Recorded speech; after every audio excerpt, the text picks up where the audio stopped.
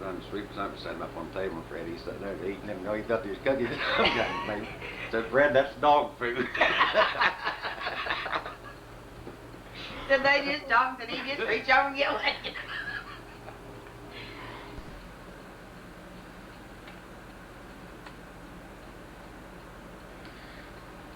Okay, today is July 16th,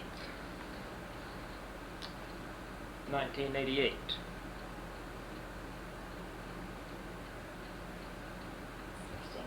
Yeah. So what's your full name? Raymond C. Town. Raymond C. Towns. My name is Joe Todd, and this is an interview with Mr. Raymond C. Towns from Bartlesville, Oklahoma.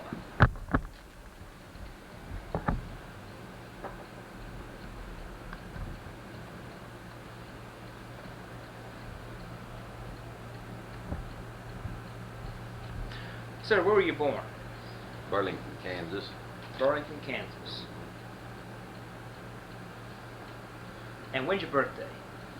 11th of October. In what year? 1913. 1913. Okay. Who was your father? Albert Towns, Albert C. Town.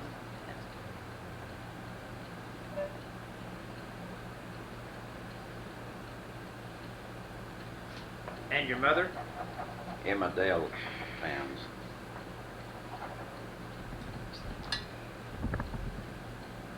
Emma? Emma, yeah, E-M-M-A. And what was her maiden name? Thornhill's their maiden name. Thornhill. And where were they from?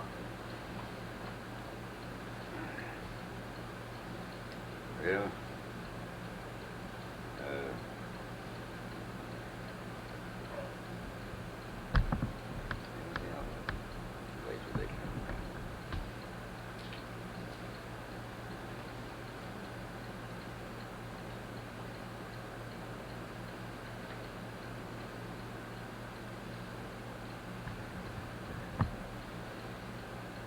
I believe they, when they come to Birmingham, they come from La Harpe, Kansas.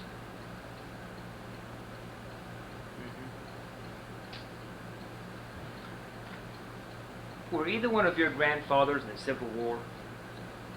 No, I don't think so. I never did know either one of my grandfathers. They were, my folks really never talked much about their early life. And with that, he was off quite a bit. How long did you live in Burlington?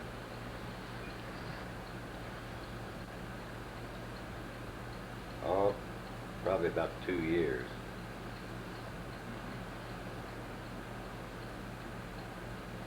And from Burlington, where did the family move? Gas City. Gas City. We were about 3 years. Where is Gas City? Right, kind of a suburb of Iowa, Kansas, right east of Iowa, Kansas. Okay. And what type of work did your father do? He was a painter and decorator.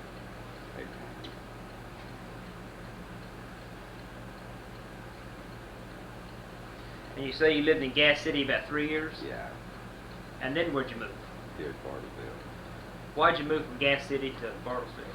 They had cyclone there tore up the smelters and a lot of the houses, you know, and then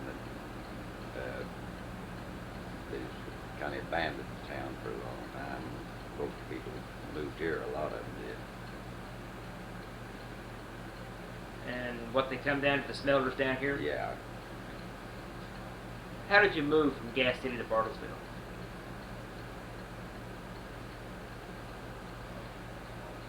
Tell you the truth, I don't remember. I think they're probably from on the train. You told me they moved some of the houses down here too? Yeah. Yeah, a lot of these square top houses over there, hip roof houses. How'd they move those? They ship them down on the train. On the train? So you moved down here about 19... They tore them down, you know, in the north and then put them back up the way I okay. understand it. I was pretty small then. What did you think of Bartlesville when you first saw it? Oh, I don't know. It's quite a bit bigger than Gas. They,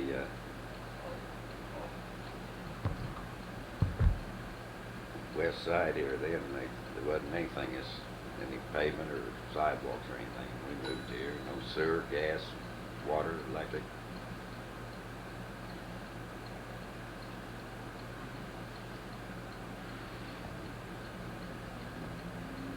Paved streets and sidewalks just come to Santa Fe up here, and then they would brick, they wouldn't see it. They're on this dirt road all out. Cinders that got smelled. What part of town did you live in when you moved here? I What part of town did you live in when you moved here? lived on Cheyenne. I don't know the address. It's about two houses back off of Frankville Boulevard here, 3rd Street. Then it's a store and a half house, and they rented apartments upstairs, and we rented upstairs apartments. And what type of work your father do when he moved down here? Painter and decorator? Yeah. Now when you say painter, is this house painting? Yeah. Okay. Remember some of the people he worked for?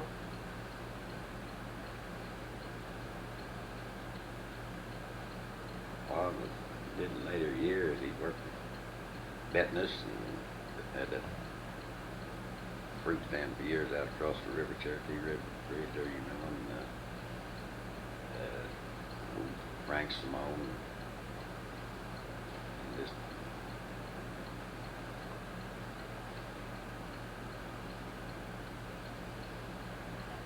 This was some of the places I think they painted, not, I think, didn't he work for himself? yeah. Oh, okay. Yeah, Okay. I'm pretty sure. Yeah, he never did work for any other contractor. Oh, okay. Where'd you start the school? Where did it start? Yeah. Horseman. Horseman. Yeah. What year? Do you remember? No, I went to 1st and 2nd grade there, and then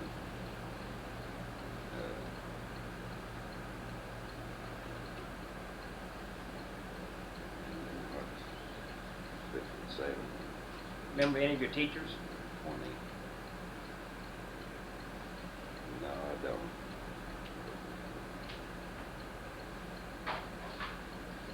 We lived on Jennings then when I started school.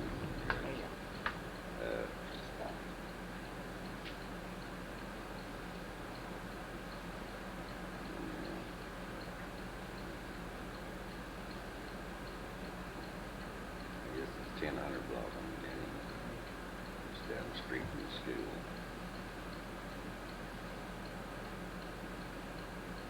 But I can't remember the teacher's name.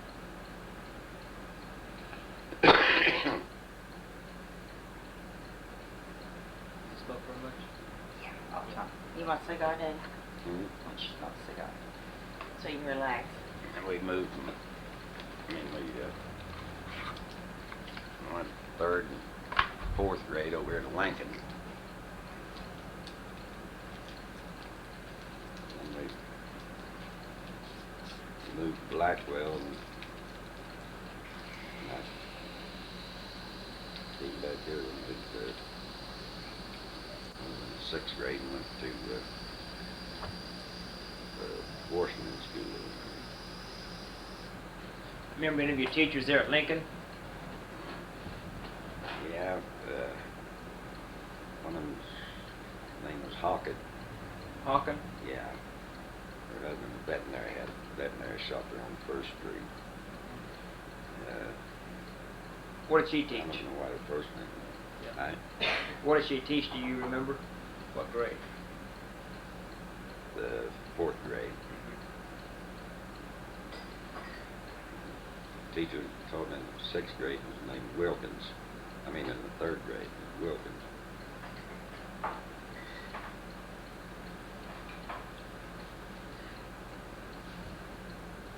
They still have the streetcars here in Bartlesville?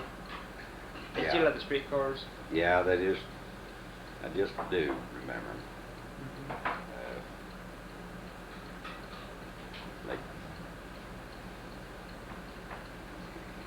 And mostly seen them stop up there in front of May Brothers, that's when the bus, when the streetcar stops there.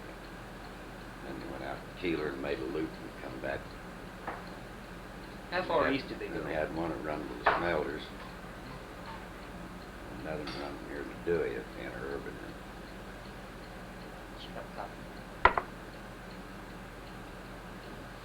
What'd you say? How far east did they go, the streetcars?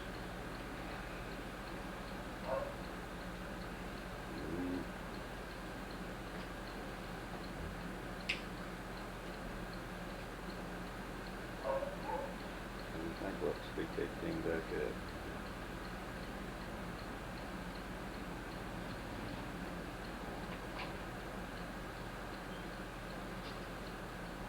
I remember they went out to about 11th Street and then turned east, but I can't remember what street they came back at.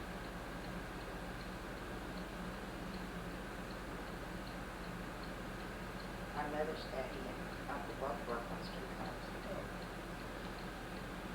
Where did they cross the river? Out right this side of where the bridge is now on the highway. I think the old piers is still there. What the? That trestle across there. What Frankville's going out? Yeah, going out East. toward just where you get the river. You turn one back to north. And through Tuxedo and then on to Dewey.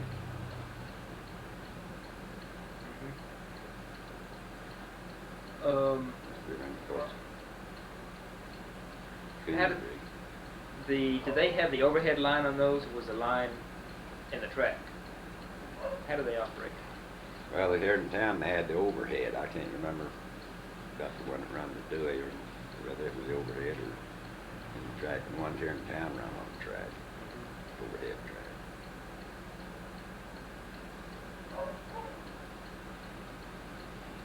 When did you first meet Fred? See what? When did you first meet Fred?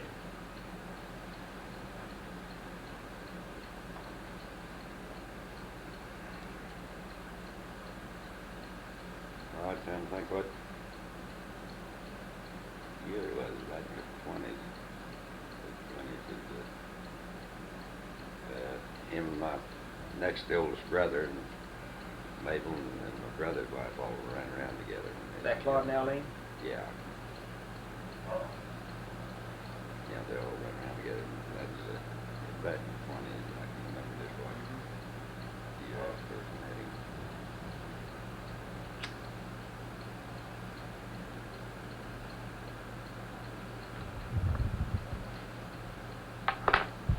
Cigar smoke don't bug you, does it? No.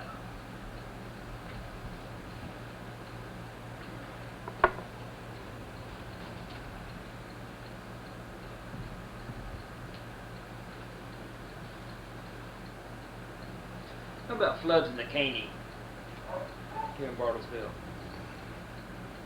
Oh, it flooded about every year.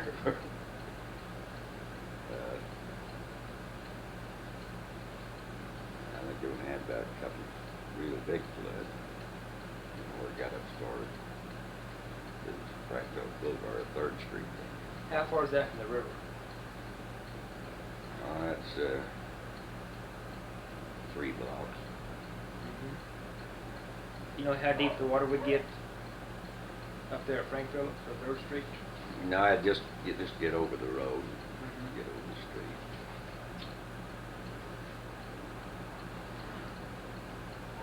Was that old mill still up there when you moved here? Which mill then? At that Bartles. Bartlesville, Bartles Bartles. Mill, that car on Bartles. Oh no, Have you heard about that? yeah. You know, have you heard any stories about that old mill? I know Carr's the one that started, and he sold out to Bartlesville.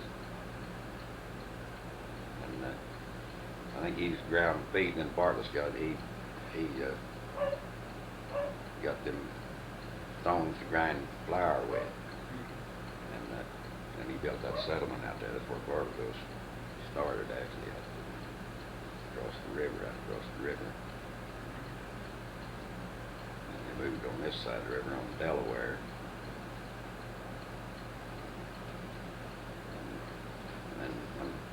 radio come in, that they moved all that, put the depot on this side of the river, so they kind of moved the town on this way. What railroad was that?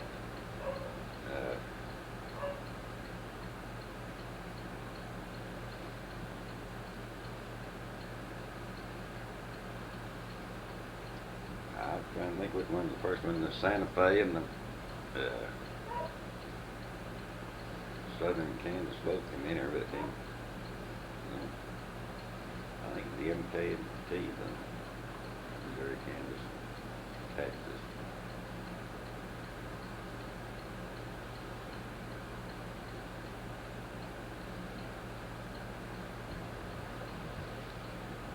How big was Bartlesville in those years?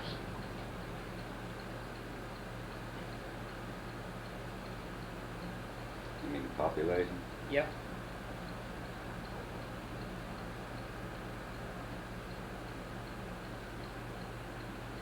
I don't remember exactly.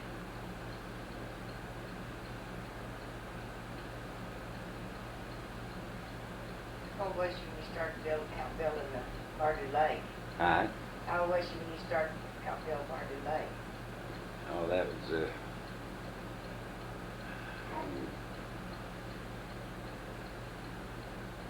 30, early 30, 32, 33, when on that WPA they built it. Yeah. Right. Good. Could you tell me what downtown looked like in those years? Oh, I know a lot of the stores was, but back then, before they put up all them new fronts in, it looked almost outside the, like Phil's got, it looked almost like it does now uptown. But they, Hate's Frontier Store used to be there where Landers was. And the economy stores on 3rd Street and May Brothers was there. The old Boston store that burned was right across the street from the Union National Bank. And then there's another bank there where Union National is now.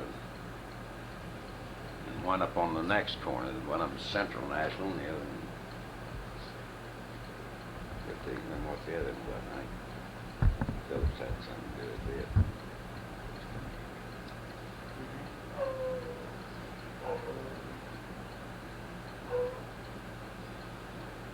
Were you here? Remember when they built the old Phillips building? When they built it, yeah. Yeah. How long did that take?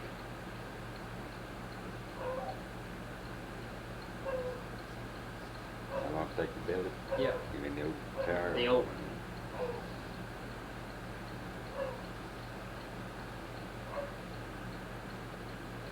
I couldn't remember. I remember the old board fence they had around all those buildings there, but I can't remember how long they worked on it. How often would you go down and watch them work on it? Oh, not very often for them to go down to watch it. It wasn't really all that interested in it. In those years, what did you do for recreation? What kind of games you play? Where'd you go? What'd you do? I played marbles, bike tops, pitch horseshoes, swam. Used to be a place out here on the river, right off Virginia. They called it Logs, where we used to swim at it.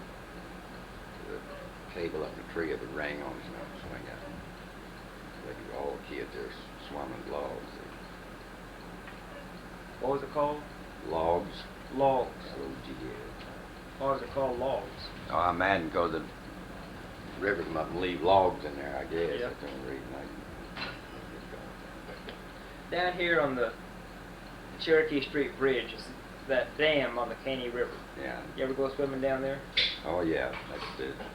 That used to be where everybody swam, people down on Saturday and Sunday, they'd be You know, it'd just be thick in there.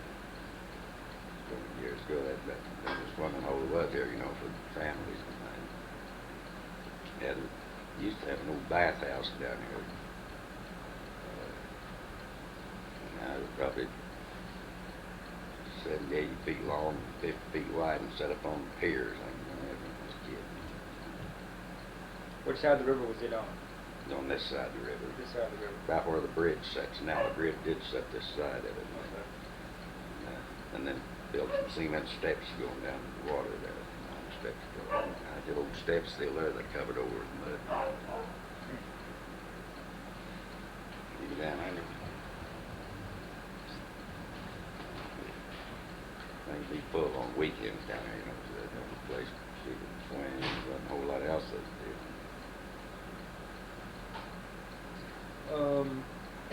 I heard that Frank Phillips used to have a Christmas party every year for all the kids in Bartlesville. Yeah. Tell me about that. He just, most of the kids go and he'd give each kid in town that come to his house a silver dollar. And I guess he had Christmas parties through other organizations, you know, he financed them.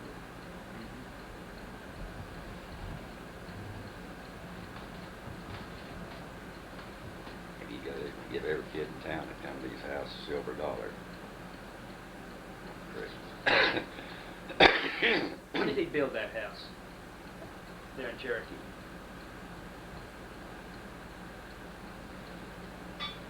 Well, I good thing trying to figure out dates.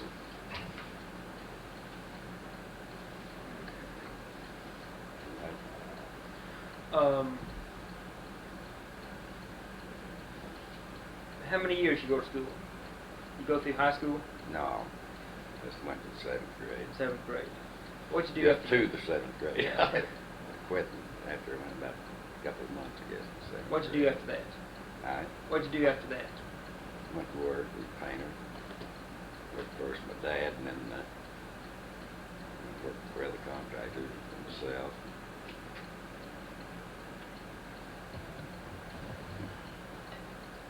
Who did you work for when you were painting?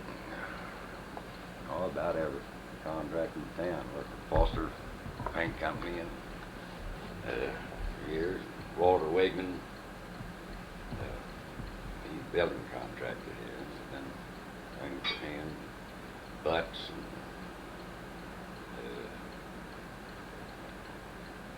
Chalk Lamar.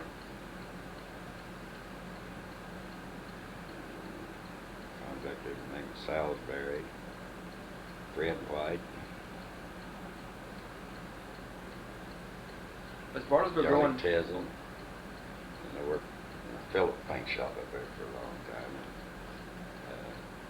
I didn't work directly for Phillips, but that's all the work we've just done there working.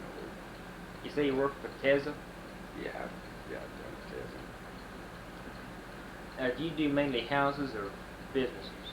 Oh, both. Both. Commercial and residential. Now, was Bartlesville a boom town in those years, in the 20s? Well, it wasn't the earlier 20s, but that, you know, 29 when the Depression hit, and then really got getting rough. And then on it, I think pretty slow up to, late 30s, middle 30s.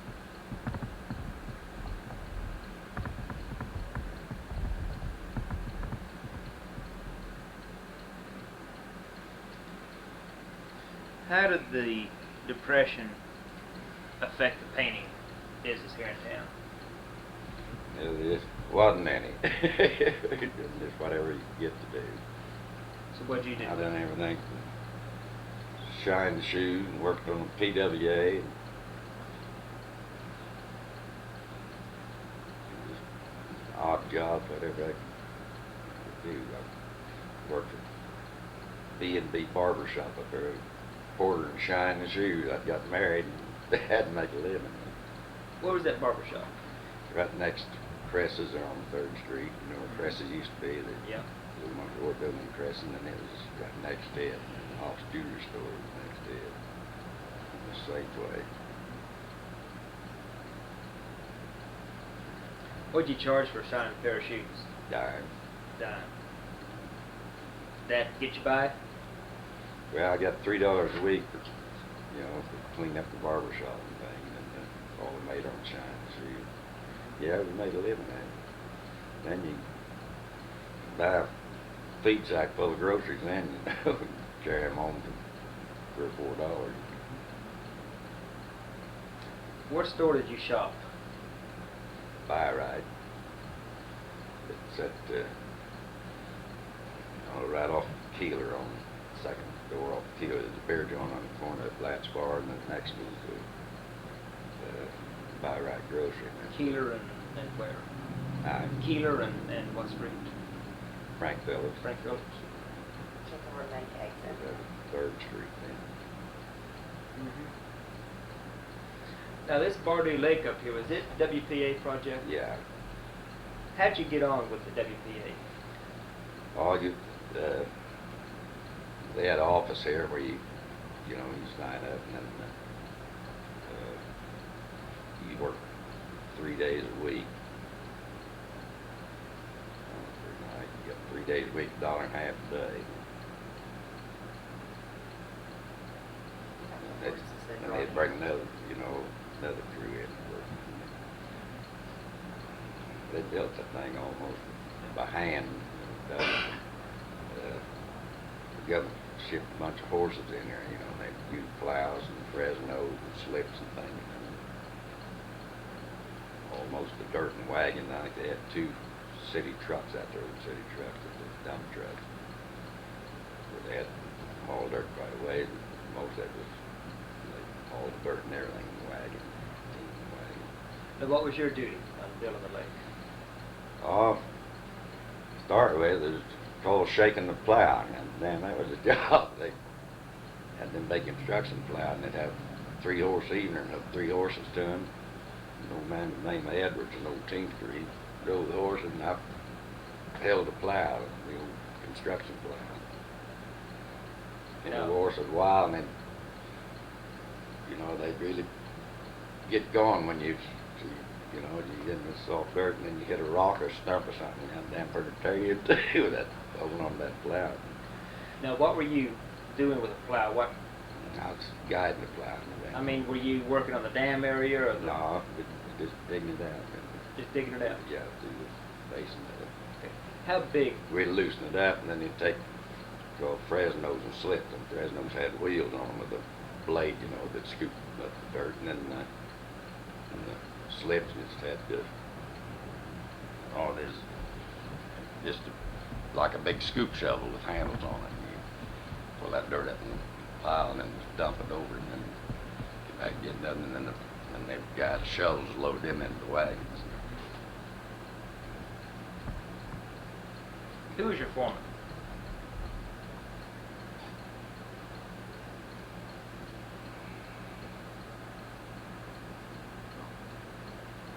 I don't really know who was the foreman on the job.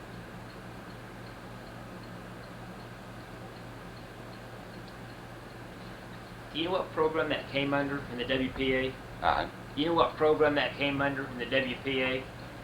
Well, they had a program. Yeah, there's a federal program then. Well, they had one where they built the National Guard armories, and they built the roads. And is there a specific program where they built lakes, or? Well, it's all PW is federal projects, Yeah. all over, you know, compression is all over them. They had it, and then FERA, and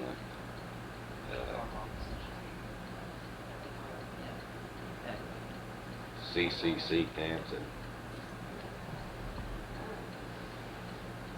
Tell him about the different places in town. There she is. Huh? About the different places in town where, like, you know, you was telling me about over here on the west side, the different parts of the town that was called different names, you know. oh, well, out there at Smiller, there's Ragtown, Frog Holler, there where your daddy's salvage, you know, and behind that, I don't know if you ever noticed out there or not, there's sidewalks and things out there. There used to be a 2 or 3 rows of houses out there. They belonged to smelters they kept up, you know, for their bosses to live in. They called that Frog Holler. Why the name Frog Holler? I don't know.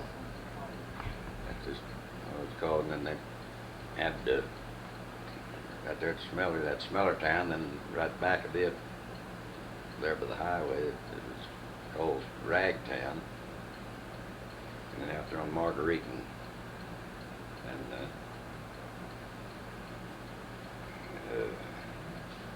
that street right this side of Marguerite. Cass. No, Adeline. between Cass and Adeline. Adeline was called Mosquito Road. I think one of them called Mosquito Road and the other in Fly Point. This run for 2 blocks of them. There wasn't nothing past Why? Lupa now. Lupa was Pike, called Pike then, P-I-K-E. Why Mosquito Row and Fly Point? I don't know why they called them that. I don't know. That's what they named them the first time we lived right on the corner there. That's what it was called, Fly Point, Mosquito Row. Why they ever named it that, I don't know. And when did they change the name of Pike to Lupa? And why did they change the name? I don't even know that. I don't know why they changed it.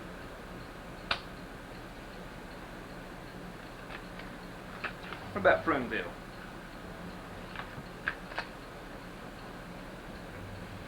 I believe Pruneville's on, I think, crossing from Gus Menences, I think.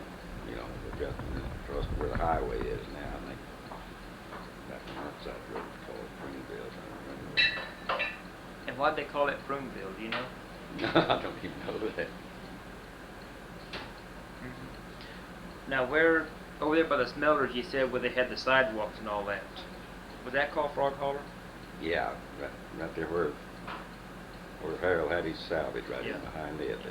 The old sidewalks are still there. I understand there's a hotel out there also. Yeah, it's called the Beanery, where the guy that worked smelter stayed, a single guy, you know, the boarding room, the boarding house, or the Beanery nickname. Do you do any work for the smelters? No.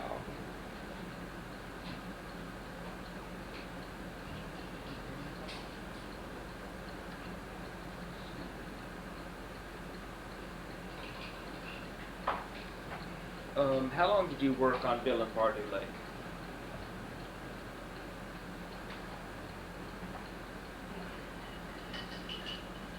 Oh, probably 2 or 3 months till I found another job.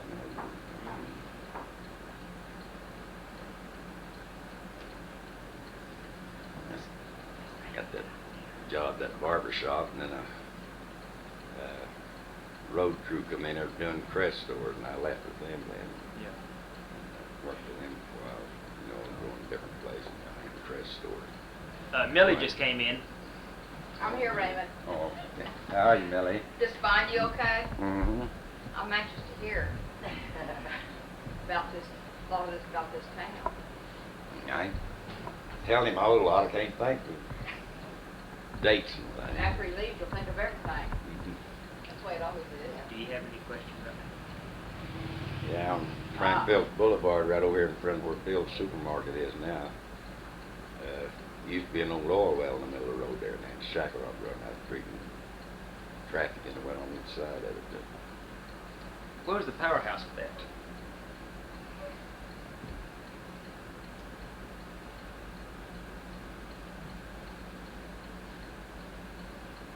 Mm.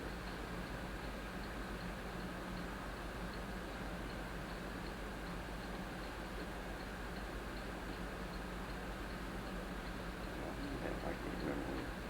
There used to be some powerhouses out there on the Lanham. Yeah, you mean the one for the pump that well there? I Yeah, the think. one on Main Street, because that Shackle Rod had to go Yeah. someplace. That's trying to figure out, remember where the darn powerhouse is.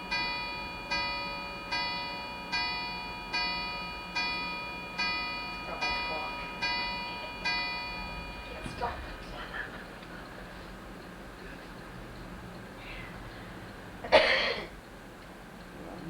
Do you remember Mr. LaRue, Raymond, that walked the shackle rods? LaRue. Yeah, he checked all the houses that had the motors in for the shackle rods. Oh, them powerhouses. And he walked those lines every day. What was the purpose of walking the lines? I To didn't- see if I it know was they broke. used to walk pipeline, but yes, pipeline from here to Husky. Pipeline walkers, but I can't remember. The shackle Shackle rods rod were walkers. joined.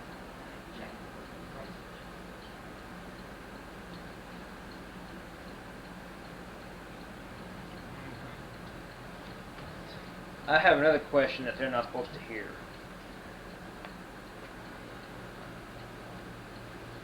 What is a red light district? Aye. What is a red light district in Bartlesville? Oh, it used to be right across the railroad tracks from the depot. They called it Three Blues. But I just barely remember how they did. The Three Blues. Read just about, yeah. Was I it a remember one how building or was how it a... got that name. It's some old house set there, and that was a red light district just right west of the depot across the railroad track. Then on to this 2nd Street, and any of them hotels on 2nd Street. Was that over there where O'Brien feeds in that area? Yeah, out right back of them. Okay. Dad, didn't you deliver beer during the Depression too? Beer. Yeah. No, that was after Was that after the the Depression? Yeah. I bought half interest in the old Union Bar beer joint up there, and I worked for old man Hess and delivered that beer. That was just starting in World War II or during World War II. Beer shortages on, and I was work driving that beer truck in the mornings, and then opened up the bar at noon, and just hustle more beer. That old man, he's tight, that old man Hess, we got her part of her bottle beer and her keg beer all from him. And he wouldn't pay but $3 a day for a driver, and he couldn't get him to buy a drive for him. After I bought Anderson, I told him I'd drive for him, but I wouldn't do it for no $3 a day. I was going to get some extra beer out of it. So I started driving a beer truck. Speaking of beer, who are the biggest bootleggers in town? The old lady back in moonshine days. One I ain't gonna tell you about it.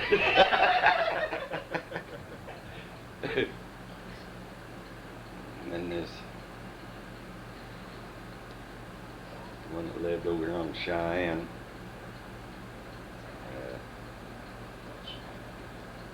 He worked for Valentine Sheet and Metal Company up there too, and then he bootlegged on the side. And then there's one right over here by the shale pit on Frankfurt Boulevard there. Can't think of his name. He married Annie Olson, named Albert something. Now, do they make the moonshine? Ben Redding. No, they just retailed it. Where'd it come from? Oh, the moonshiners, well, there's a lot of moonshiners around. Then a lot of it was hauled in. A lot of from Kansas, over in Rogers County and west of Claremore there. That's where I hauled it from. How'd you haul it? Car, pickup. Model A.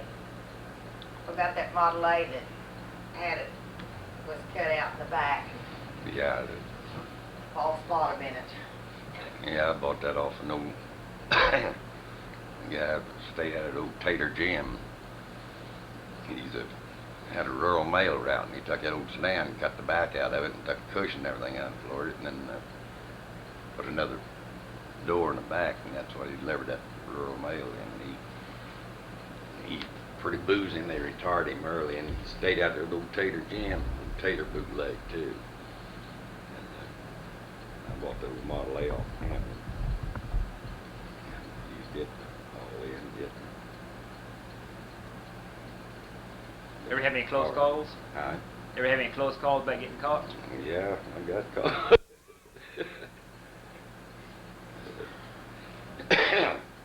Got caught in the county, and they turned me federal.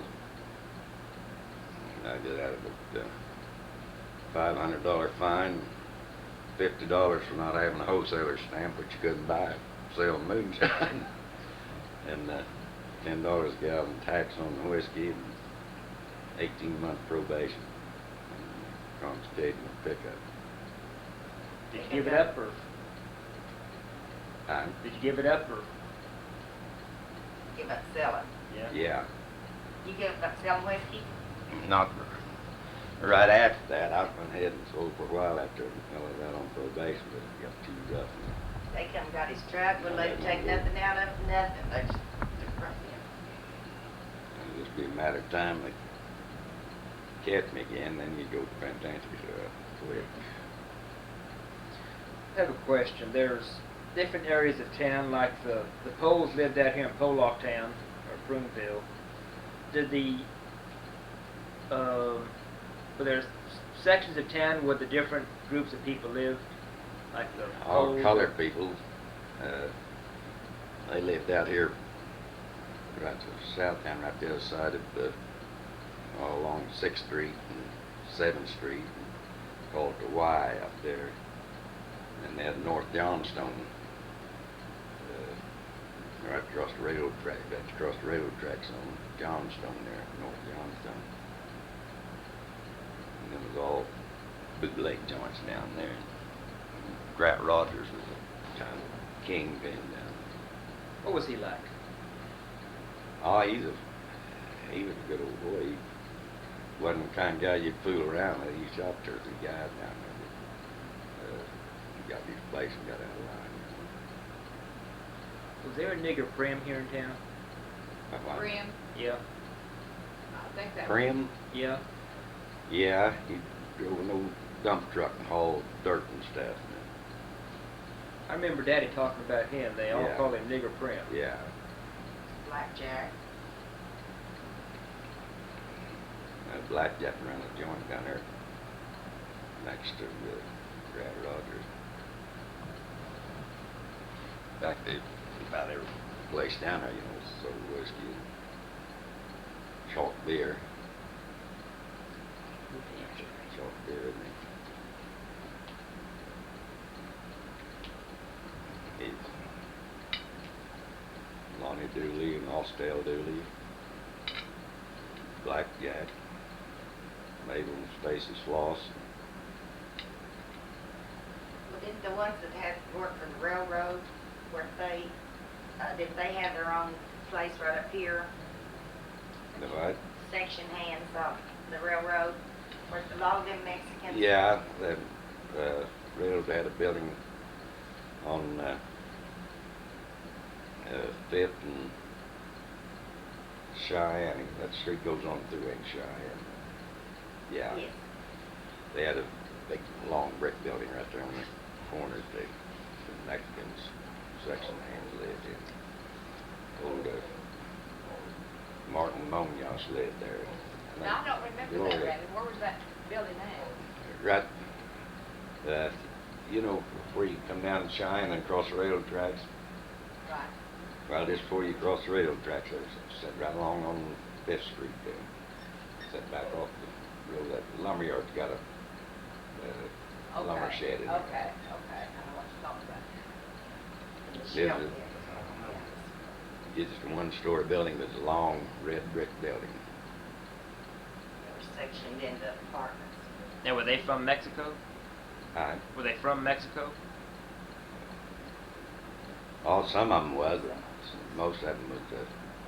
Some of them, just foreign that parents moved here. What about the Polacks out here? You know many of them? Yeah, there used to be a lot of them around here, all along Virginia here, and all out around the smelters there, most of them pulled off. Now, why'd they go out southwest and set up Polack Town on Prunesville? Well,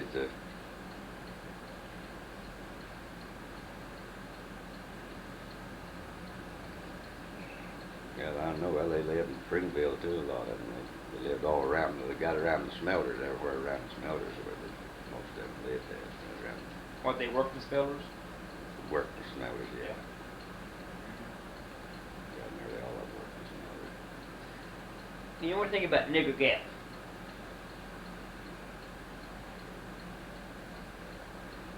No. I know the story here, you know about it, but Could you tell me the story? well, I heard that an old guy here called Pistol Pete, and he's telling about them driving cattle through driving them over the Osage with the Indians over there. They had them down there in Nigger Gap, and it come a storm. He told about the lightning, you know, flashing, and it hit one guy on his horse, and they loaded him in a wagon and took him to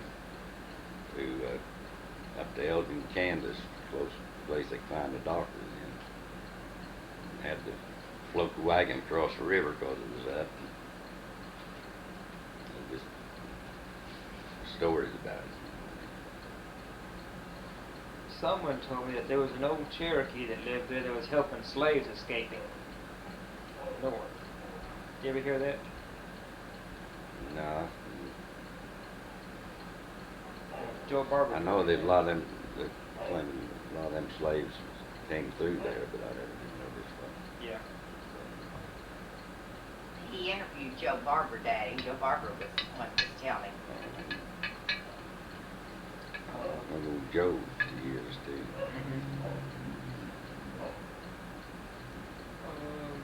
Anything about Todd and Allie? You had to think about Todd and Allie. Oh.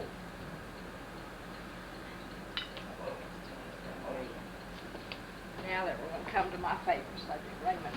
Claude and Allen. Huh? Claude and Allen. Yeah. Okay. How old was we when we first got acquainted with them? Do you know? No, I don't. Was that back during the Depression days? Because Papa would buy feed to take out. Yeah, yeah, it was probably a little before the Depression days when they first, you know, when they first went down in the middle 20s.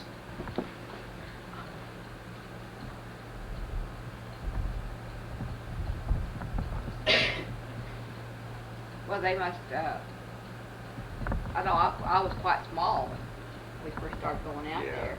Now, did you help Claude and Papa build the cabin, the log cabin? Who helps on that besides Papa? Well, Roy. Roy, your dad, I guess. Of course, us kids was out there, but we didn't do any help on the cabin. Yeah, I think you're Fred's uncle that dug the well out there for Claude. Papa's uncle. Okay. Fate? Who? That's the Fate. Uncle Fate was the only one I knew of that lived here. It might have been Papa's stepdad, first name. Could be him because he was too lazy to work. I don't remember the well. Where was it at? Yeah,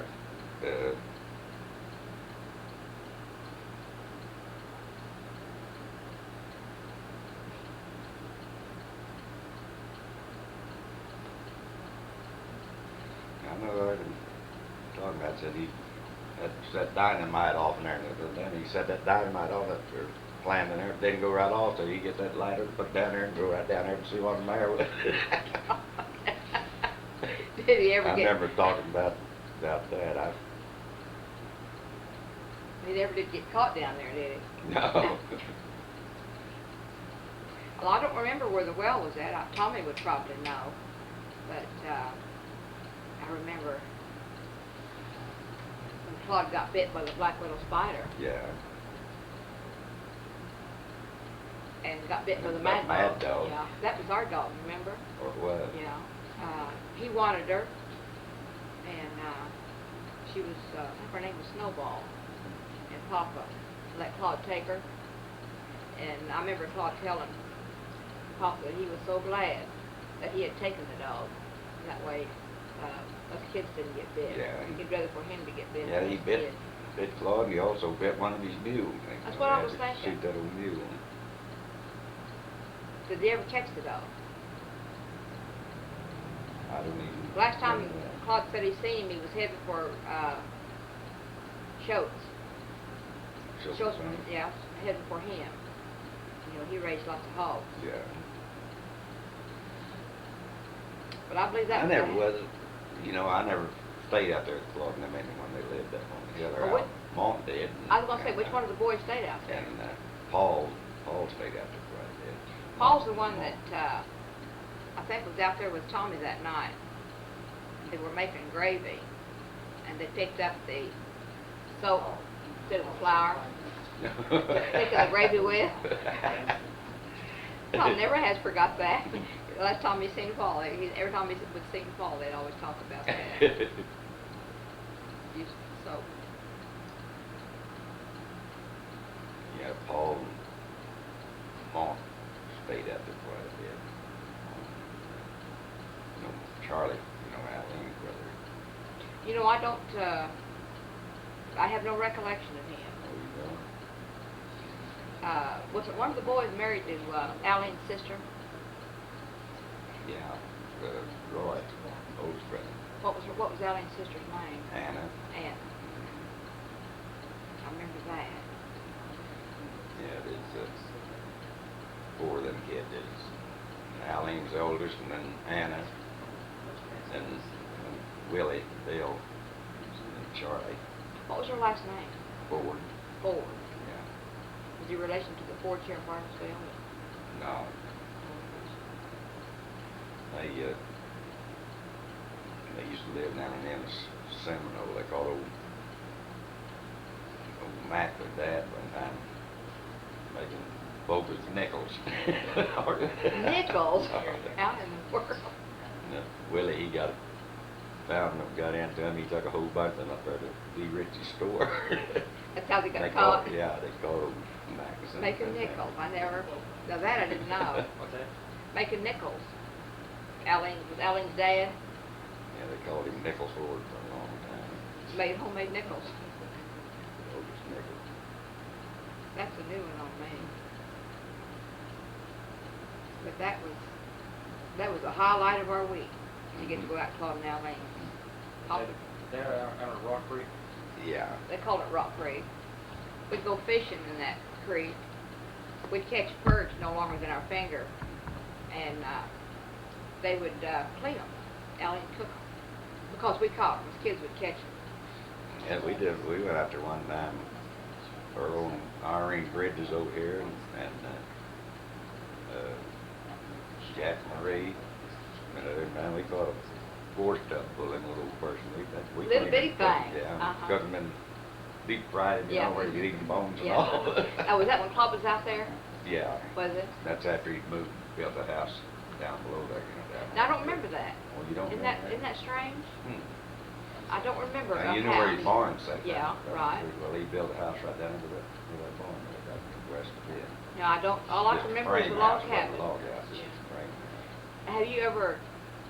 Did you ever go out there after Claude and Aileen left that place out there? No. Dutch Schultz bought, you know who Dutch and George Schultz is? Yeah. Okay. They bought that. Dutch bought that place. Tommy They went bought out. Claude or what? Tommy went out there one time, just several years ago, to look around. He seen the guy that had it, I guess. And I asked him what was left, and I think he said he could see parts of where the cabin had been. But that's all he could see. No, after Claude and them left her, I never was. Why did they leave out there, Ray? Claude and them. I don't know, probably got tired of That found would a be, life. that would be one reason, I guess. But I've often wondered why they moved to town.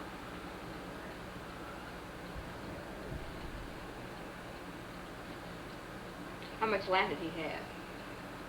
80 acres up Did he own that? there. Yeah, I got it off Clarence Michael. Oh, we did. Well, I know I've heard him speak of Michael's a lot. Yeah, old Clarence, he was paying out for the month, and old Clarence, he'd get drunk for it. You know, might need some money, and he'd settle off for about half what payment on the deal. When did Claude and Aline take that boy and girl? You remember those? I think her name was Dorothy. Yeah, that was while they lived on 14th Street. Or after they moved to town, or before they moved out there? That's before they moved out. Okay.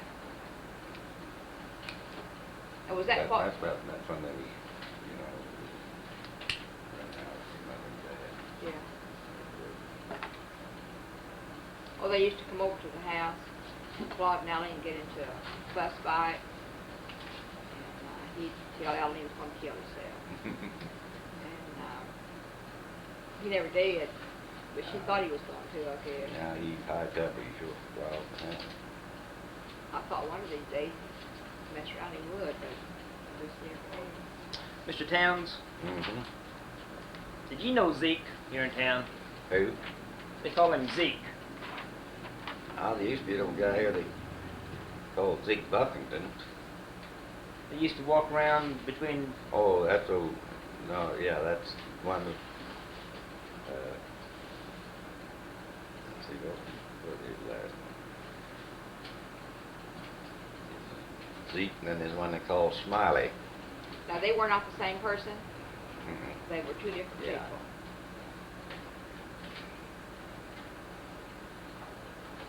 Walking down the street waving at everybody. Oh, yeah. Always wave.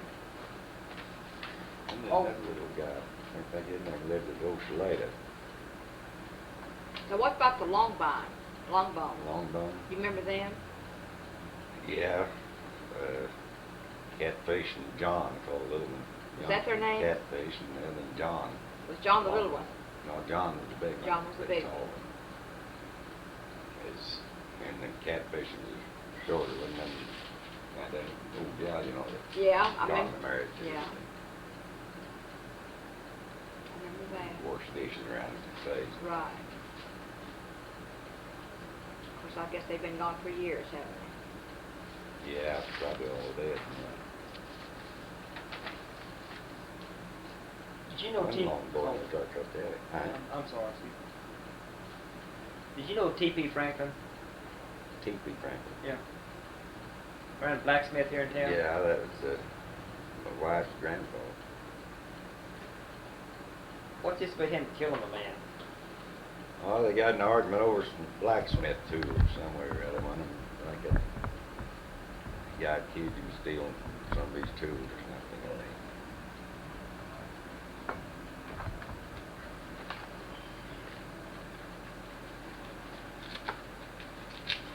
Where did he shoot They him worked at, for Daddy? old Hine. Where did he shoot him at? Right in front of the old right way pool over there on 2nd Street.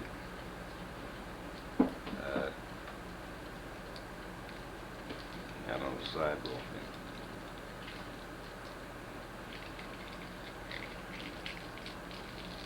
Was that this? They worked for old man Fowler. Fowler had a blacksmith shop across from where Benson's Lumber Company is now. Parking lot in their neighborhood. Across the street east and Benson Lumber Yard now. What about that Civils and Bryson blacksmith Yeah, shop? they was there on park. They built tanks, oil tanks. They was there on park where the repump is. I mean, Oh, were they? yeah, This is First Street and Frank built these big buildings all This in is there. original later, but he Black wrote Civil, from Bryson. into And right around the corner of the old pad wall, she built boilers, you know, like the steam engine. But that Black 7 Bryson was a tank builder. I thought they was blacksmith.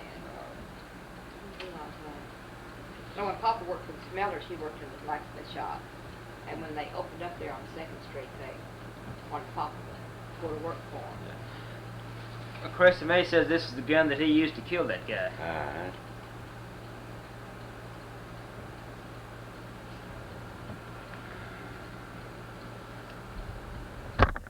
Out now on 38, is that what it is, Daddy? Al head, yeah. I assume it's unloaded. Yeah, no, yeah, it's Yeah, tell him. So if the guy used to have a gun shop across the building, right now, he said the handles worth more than the gun was. Al head, yeah. Is that a 22? no, it's 38. 38? You see there's Al head on top of it. Oh, on each handle. yeah.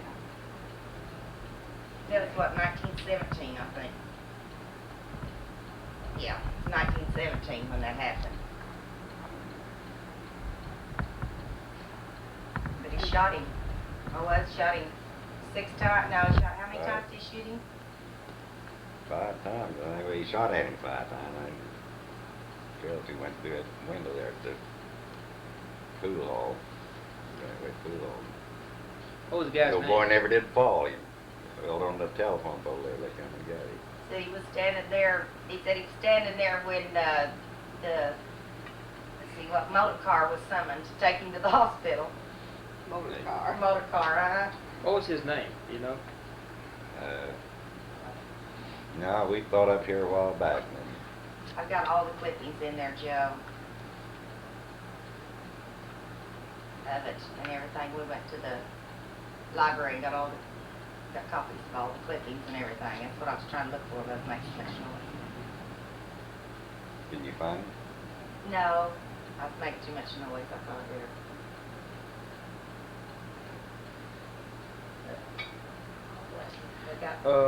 Who was this man as a friend of yours that didn't have any legs?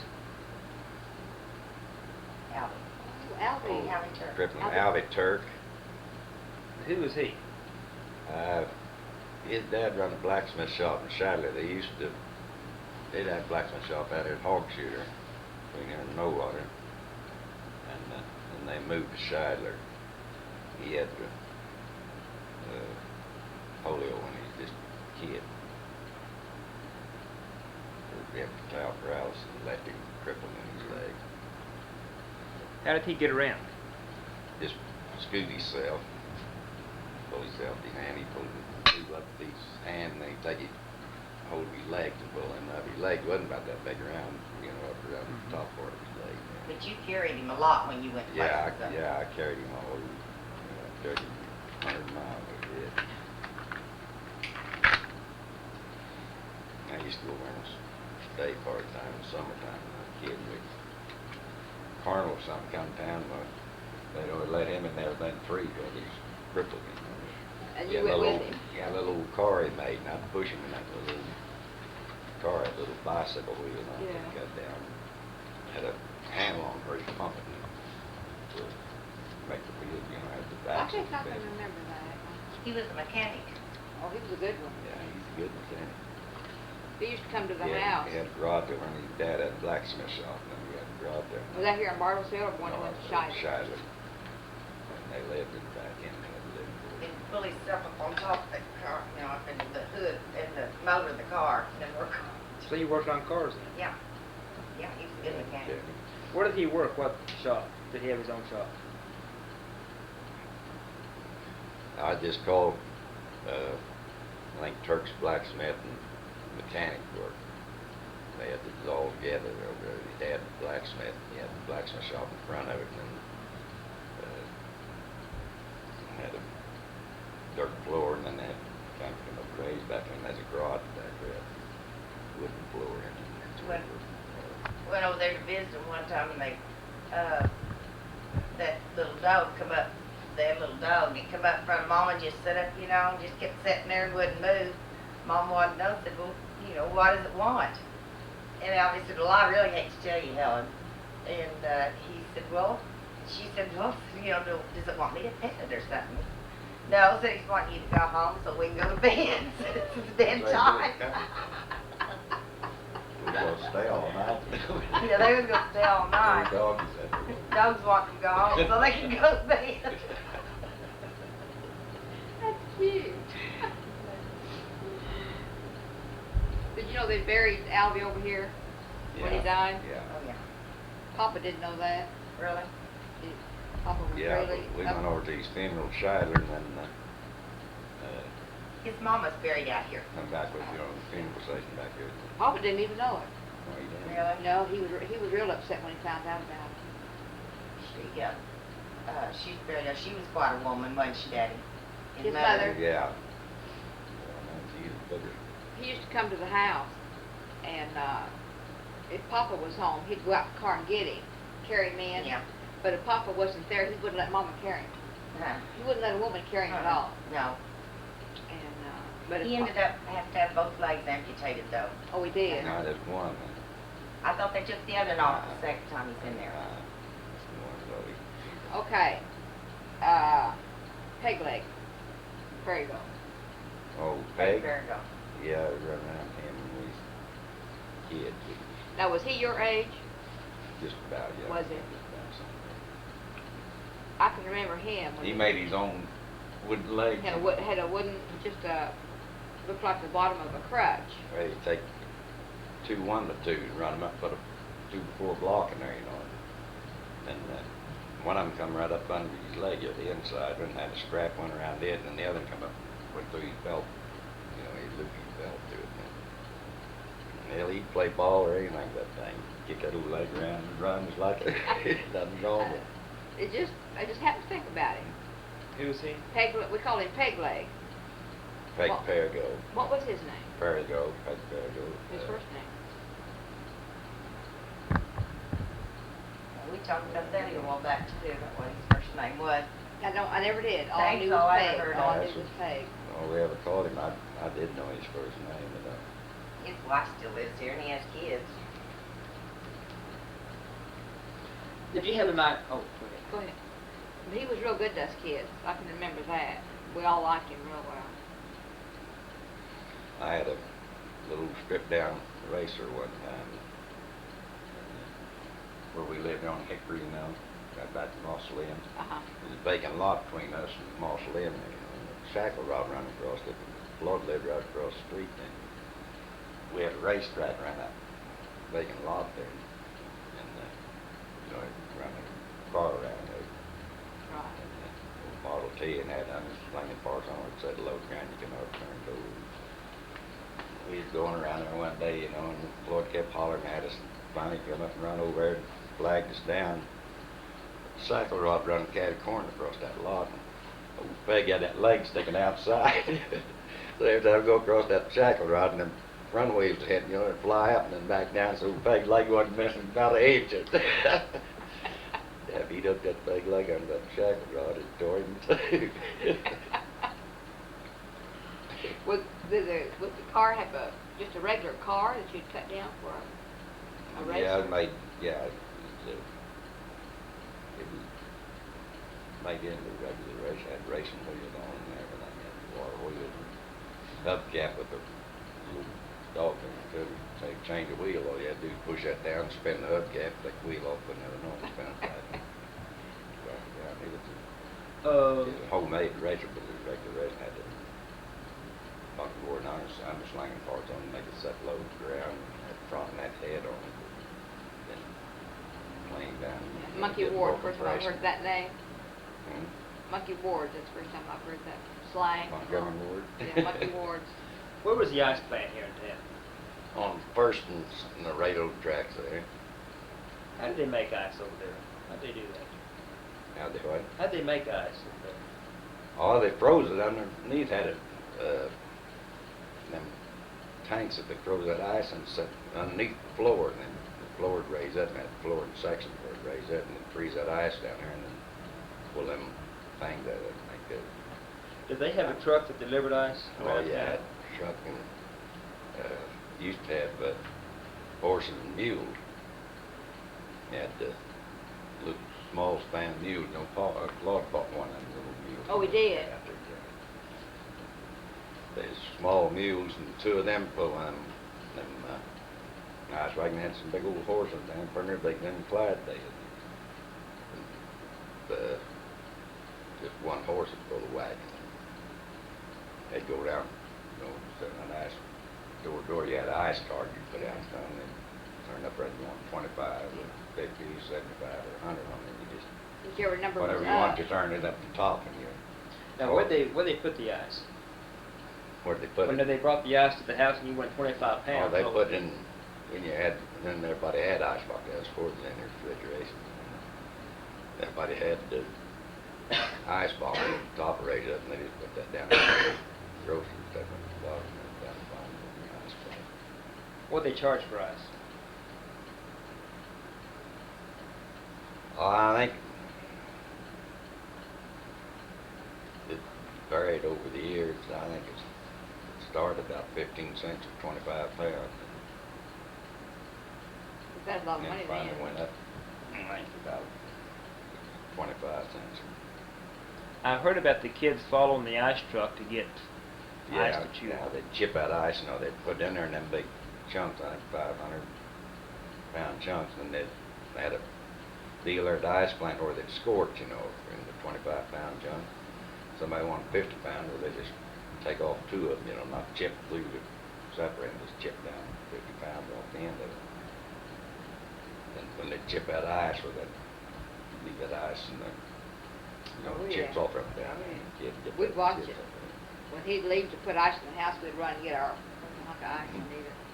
Daddy, was Mama born up there where the city service building is now? Yeah, The fire department was there? no, it was across the Across the street in street. the old City Hall building. Uncle Charlie used to drive the fire truck. What was your wife's name? Ellen Franklin. Oh, Franklin. Where'd you meet her?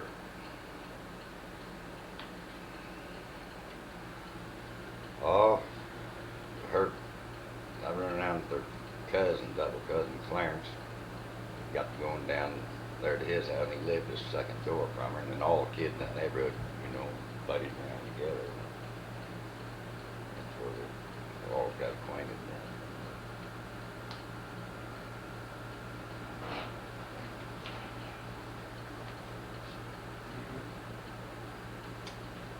See, I- What about the fire department here in town? Well, it used to be in the old City Hall building right across from the city service building there. The jail's in the front end of the building in the basement, and then right on the first floor there was the fire station on the alley. And his offices, city offices upstairs.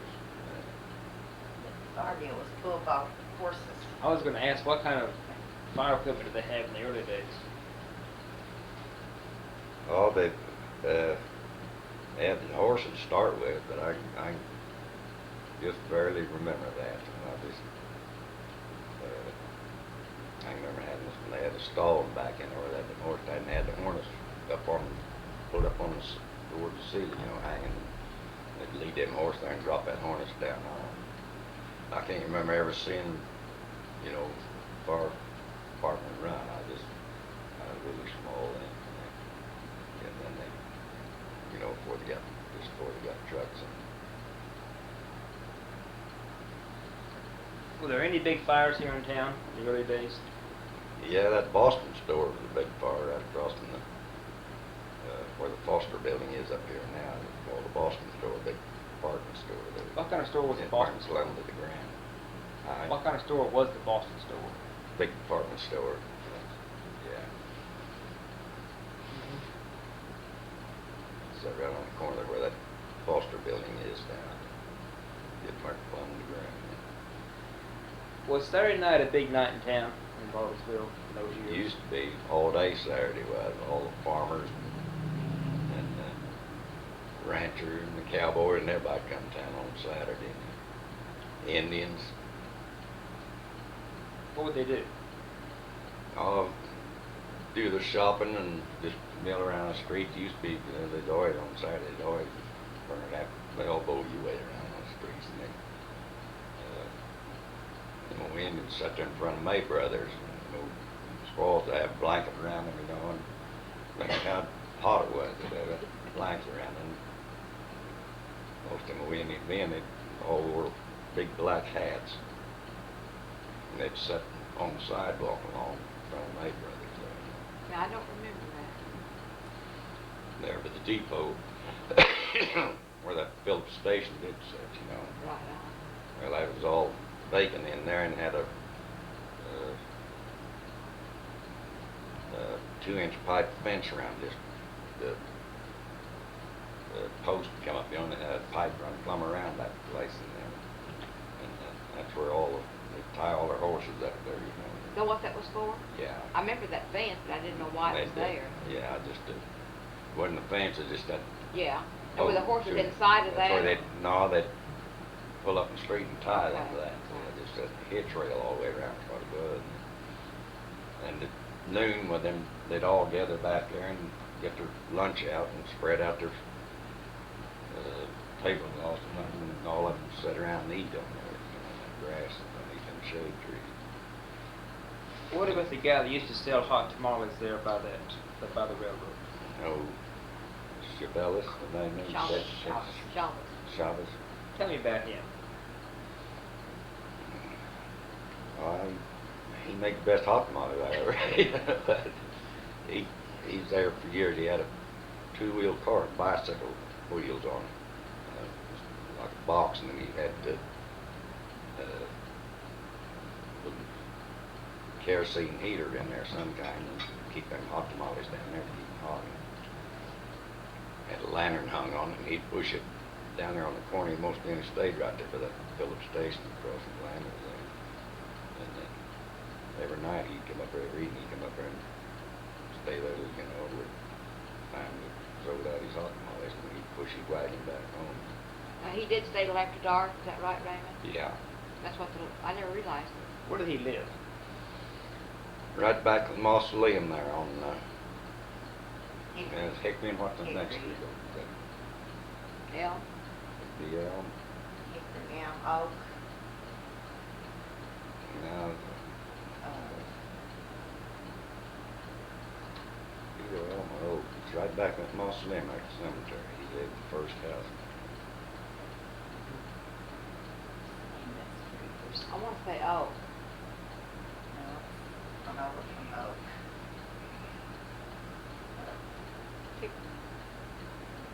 we're lost. I can see it. Do you remember the big flu epidemic, 1918? No, I, The big flu epidemic, 1918. just barely do. That's about the time we come here to Bartlesville. I was also going to ask about the big polio epidemics, the big polio scares. They were back in, what, the 40s and 50s? Yeah, this fake Parago, one of his kids took polio. Oh, did? Yeah. Dwayne, Floyd Ray's brother, had polio. He was down in the hospital for a year in Tulsa. Daddy, was it Pretty Boy Floyd or which one of those guys that come in up there when you had the Green Lantern? No, I think that Bonnie Parker and Clyde Barrow. Yeah. I thought. What was a Green Lantern? Sat around in the corner right across from the depot. Second Street. Was it a nightclub or what? Hi. Was it a nightclub, bar, or what? Nightclub, bar. It's just a little low roof building in there. It had posts in, run through the center of the whole. That's a pretty good sized place in there, but there's no frame building, but. What the bar flat look roof. like in there? Huh? What the bar look like inside? Just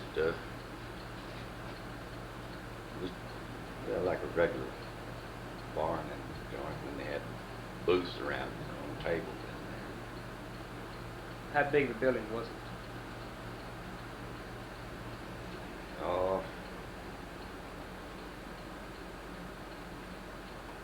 probably 30, 40 feet wide and maybe 50 feet long or something like Did you have a big mirror behind the bar, or what, just Yeah. plain? that. Where'd you get your whiskey? Huh? Where'd you get your whiskey for the bar? Well, then they wasn't supposed to sell whiskey. Of course, they did. How'd you sell it? Huh? How'd you sell it? You mean but the drinks or? Yeah. No, well, some of them did. Some of them pool halls and bars that sell alcohol. Take alcohol and spike your beer with it. You know, you buy a beer and if you want to spike, you just got 2 bits extra for a shot of alcohol. That's Yeah, way. So beer was legal then. Yeah. So tell me about Bonnie and Clyde coming in. Well, that's just a story I heard. I wasn't in there. I didn't see anything. It was, you know, that was a rumor that they'd come in there one night. What about the sheriff though? Huh? Did the sheriff come down there or run and hide, or what was it? No. About the sheriff that was sheriff then. No, that was a story. That pretty boy Floyd come in for husking and they chased him. He turned in there at the fairgrounds. And they stopped and waited till he'd come back out, and he went in there and stole the guy's car, a Cadillac. And he went there and changed the car and stole that guy's Cadillac and come back out. And after he got started again, then they started chasing him again.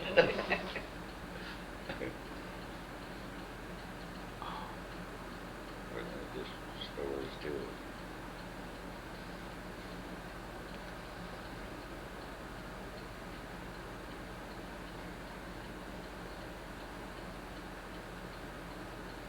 That guy stole his car named Barton Carter. Roper, you know, they have serial.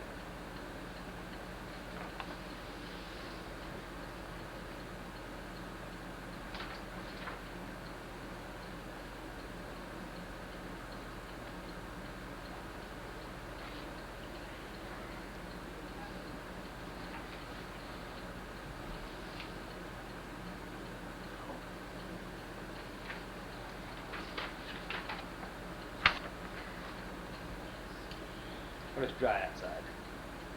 It needs it. I won't turn it off for electric.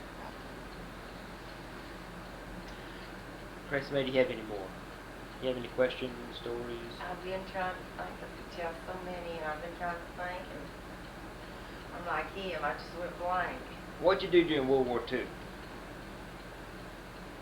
During World War II. Yeah. I worked on defense work and run that beer joint up there. I bought a half interest in that beer He was joint. in the Merchant Had Marine. the buffet and the half interest in the beer parlor, and then when I got my draft papers drafted, you know, I sold it out. I have it back to the guy I bought it then with me. Tell me about what defense plant did you work in? Aye. You say you did defense work in a defense plant? Yeah. We just, you know, go to different place where there's not most any plant painted high steel. Pay more money. Now what's that? On the construction, you know, of the bomber plants and airplane hangars thing, they put up structure steel and then you paint it before they cover it, you know. Where'd you work? What areas? Oh, I've worked all around Oklahoma City and over at Burns Flat and Waco, Texas, and, Hope, Arkansas, and then down there at West Waco, worked out there on the What, Abilene? No. Just a little ways from Waco, west of Waco. There's a building a concentration camp, Japanese concentration camp. Did you get your gun And back they, up? It's kind of a temporary outfit. Paint sash, there's when the windows come in units, and when we paint them, they just take them after it's finished and set them. What kind of buildings were you building there? Mostly sheetrock. It's treated sheetrock. It's just cheap buildings are just temporary. They treat that sheetrock to make it waterproof. Paint it, but you get the siding outside. Did you have much trouble traveling around when you were working for the defense plant? No, I had a trailer house. Did you have a special ration card for gas and tires? And Yeah. like that? Yeah, I had ration and I got ration once to buy tires for the trailer. I never did that to buy a car. Were you in the Merchant Marines? Yeah. Tell me about that. Oh, after I went to Tulsa and took my examination physical, then you got 30 days back before you're drafted in the Army, you know, to take care of your business. And, for the 30 days is up, but they had their quota and they changed the age limit on it. Wasn't taking anybody over 25. And they put me back from 1A, back from 2A, and then back up again, and then back down again. So Paul, my brother, he didn't pass physicals for the Army, and he got a hold of some way whether he volunteered for the Merchant Marines in Kansas City. So we brought the streamliner up there and took the examination for the Merchant Marines, and the other examination was rougher than the Army was. He didn't pass up there, and I did, so I had to come back here then and stay, look out a train load, and then had to go back to Kansas City, and they shipped us from there to Catalina High boot camp. Tell me about boot camp. No, I just had a pretty rough physical, man, because they rushed it through a lot more than they did the Army or Navy or anything. Boot camp, And they said the, jam a lot of stuff all at once besides the physical. set water on fire, and they'd have to swim through it and everything. How do you swim through Yeah. water when it's on fire? You just keep ducking your head so you keep wet, and then you use your head and just cup your hands, and when you get close to it, and it just spread out, the water will spread out. Well, after boot camp, where'd you go? I went to San Francisco, and from there overseas until we got our first ship in San Francisco. And what ship were you assigned to? The Azalea City troop ship. What's the name of it? Azalea City. Azalea City. Yeah. And what were your duties on the ship? What were your duties on the ship? Well, I started out just as an ordinary seaman, but on the way from San Francisco, we loaded troops at Seattle. On the way from San Francisco to Seattle, the chief steward on the ship, he'd had a ship shot out from under him. He got out of the hospital, that was his first ship back to the first voyage back to sea. And he blowed his top before we got to Seattle. And they had to lock him up, and then they had to move everybody up. And the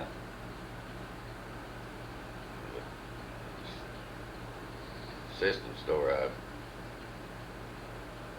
chief steward, he moved up to chief steward, and chief storekeeper moved up to second steward.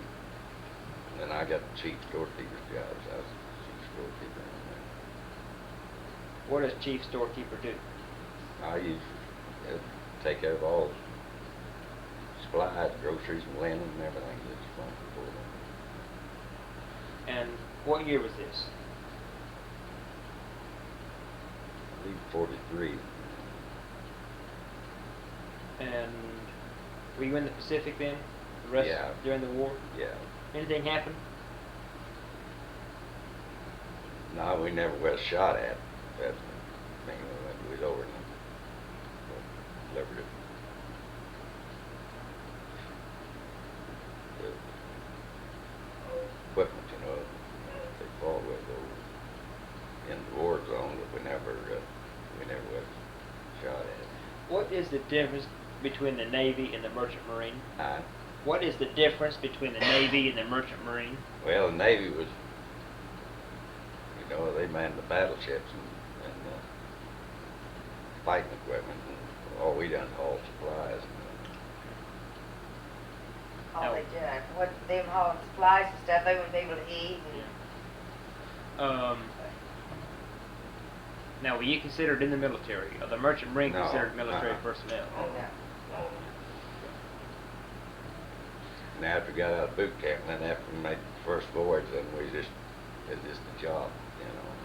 Then we worked for shipping companies. Are you considered a veteran? Are you a veteran No. because of that?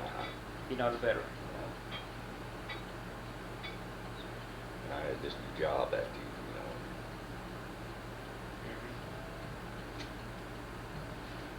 Well, didn't you have, wasn't there ships that went with you to protect you whenever you took the stuff in there? Only when we, only when we was in a convoy. In the convoy, they had to destroy escorts to escorts, you know.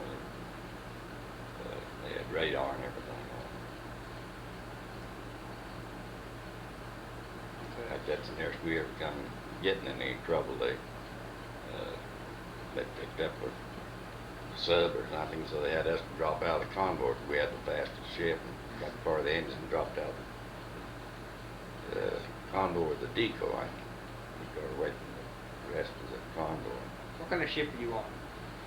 I was on a troop ship, and Azalea City was a troop ship, and then on the Belle of the Seas, it was a cargo ship. What was the top speed for it? We hauled cargo too on Azalea City. We had troops, had 1,500 troops on it. What's top speed on those ships? Oh, I think that one's about 20 knots at the Azalea City. A lot of them old ships you get in the convoy, Russian ships and New Zealand ships, a lot of them about 8 miles or 8 knots an hour about their top speed.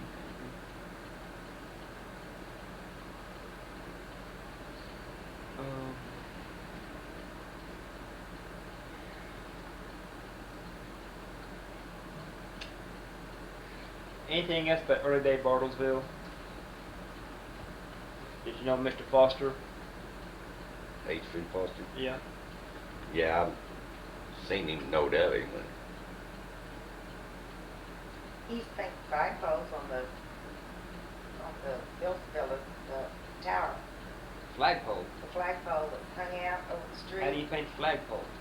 I had some pole climbers, I think, a lot of flagpoles around everyone around here. That's the only one around here that would paint flagpoles. What kind of equipment do you have? Oh, I made it myself. I saw it in the book. Had a plywood foot that would come out, you know, had the end of it cut out and go up against the pole, and had a strap around it that, like a skate that strapped it on your foot, then had another strap come up around it with a rope on it. You just take that rope and put a clove hitch around the pole, and then the other one had a strap that come up around your leg here, and with a strap inside it, held it tight, and then it'd come up like this, a heavier strap with a ring on it and a rope in it. The way you climb it, you just raise one foot and push that rope up and then pull tight, and then you put your weight in it and pull the other nut. Mm-hmm. You just keep climbing from there like walking upstairs.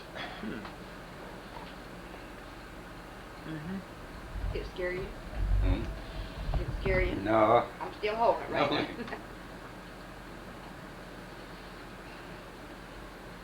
Do you remember when they? Well, a lot of them, you know, that especially them that put together the collars, they was dangerous. 'Cause a lot of times they look good on the outside, but they rust out in the end, get water in them. Rust from the inside out, you never know what, you know, how thin one was.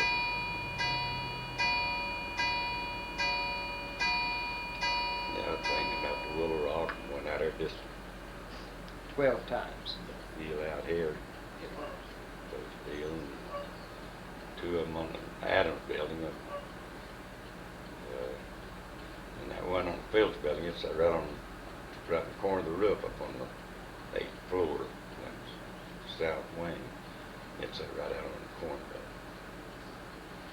I painted it several times, put new ropes and pulleys on it.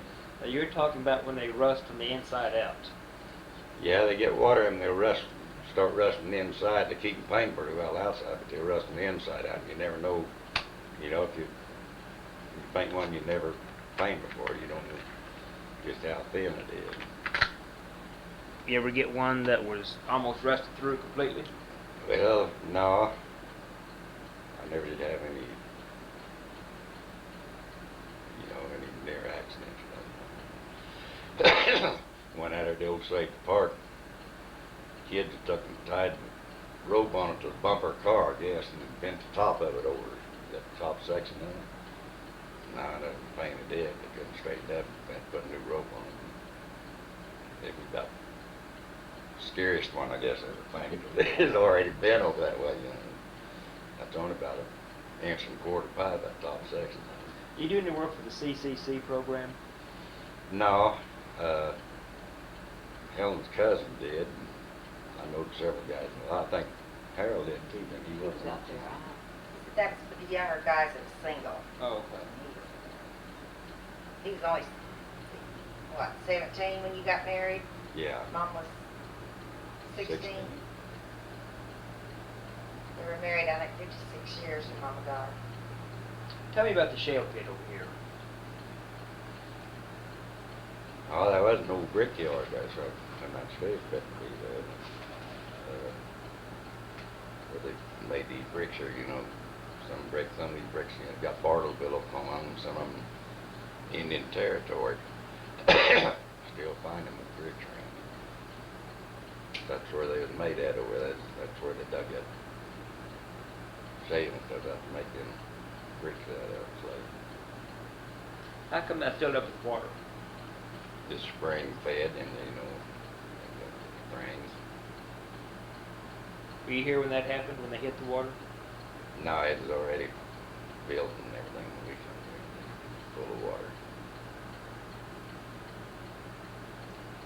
One time the Chevrolet company bought up all the old cars, get them off the market, you know, and they'd pull them up there and bust a block on them and shove them off in there, and then they shoved dozens of them off in there. Just to get them, you know, get them off the market. Not proud of it. Well, y'all have anything else? What about the Lannon home? Were you here when it burned? Yeah. What did you ever hear about that?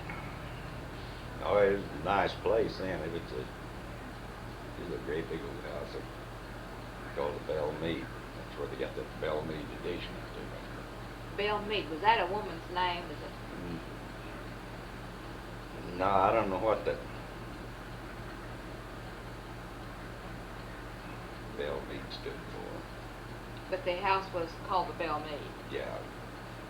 Daddy, you did a lot of painting at Frank Phillips' home, didn't you? No, Was I it Frank Phillips or worked L.E.'s. L.E.'s?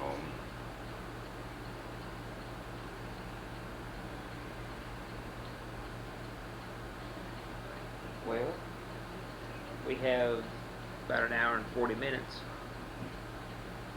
I know when my grandpa was working for, helped build that, helped build the house where, when he brought that slate home for Mama to work on, what was that Yeah, house? that's Danny Reynolds' house. They were R2 R2 and home. lived there on Cherokee. And see that house, the roof is slate.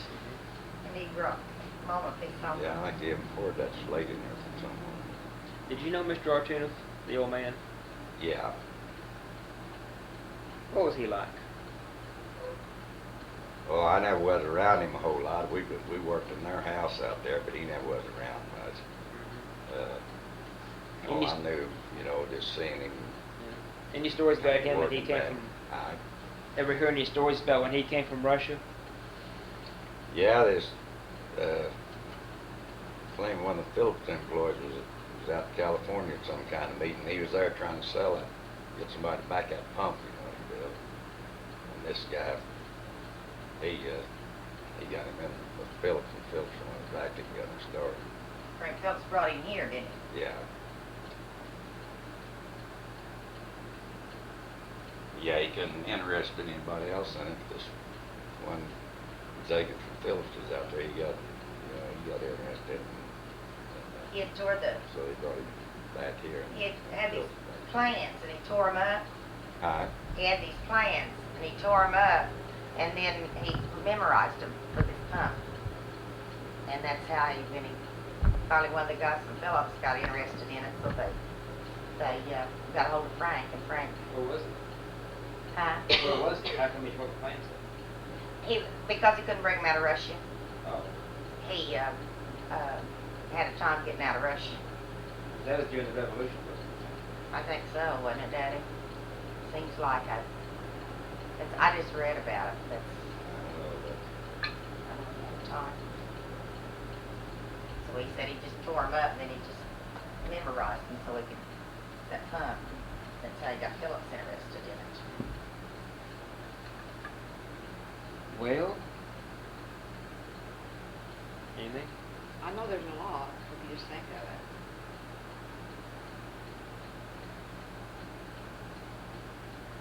Yeah, 'cause we was driving around and he was telling me all these things, different places and everything. And Person needs to write that down. I know what. Give me a tape. Well, Mr. Towns, anything else?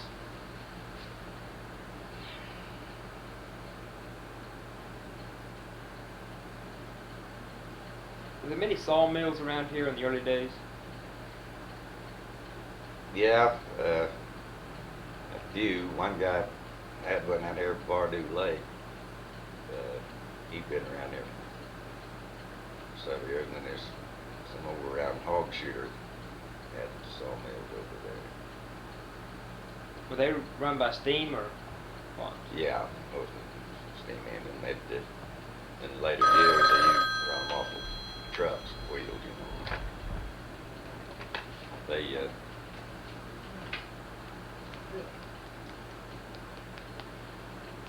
They used to be several just move in, and cut timber and then move on out. There's only a couple of them, that are permanent.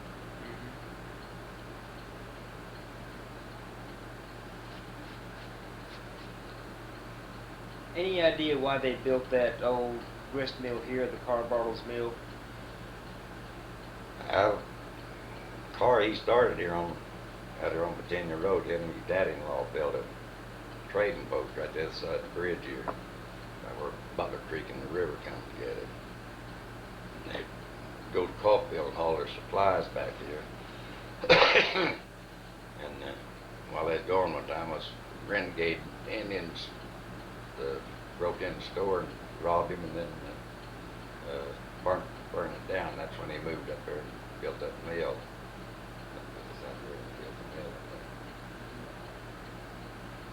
What year did he set up that store? I don't know, that was way before my time.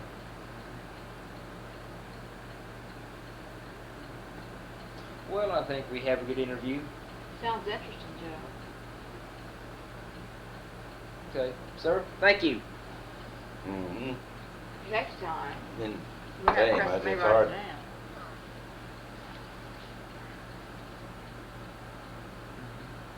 Been feeling okay, Raymond? Mm-hmm. Been doing okay? Yeah.